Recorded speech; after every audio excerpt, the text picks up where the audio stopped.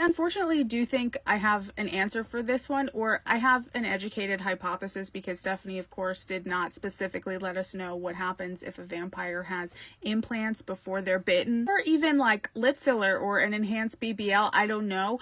But you're saying, like, because the vampire skin is really hard, would they like burst? And like, maybe, but my honest answer is I think that the venom would disintegrate whatever it was before that happened. Because the venom is like caustic, honestly. Remember, it leaches all pigment from the skin, including melanin and tattoos. And then also, if you think about it, the venom in their eyes, so not even like the strong venom that turns people, it disintegrates contacts really quickly. So I would imagine like silicone, saline, Juvederm, whatever it is not going to be any match for that venom. So like, personally, I think that happens before we even get to the point where it's bursting. But if it does, again, I think the venom just disintegrates it. But the one thing that makes me question that, and not to say that any of the venom lore of these vampires actually makes a ton of sense or is super consistent, but the one that always gets me is that they can't eat, which I understand because they can't metabolize anything but blood. But when they do eat human food, it just sits in their stomach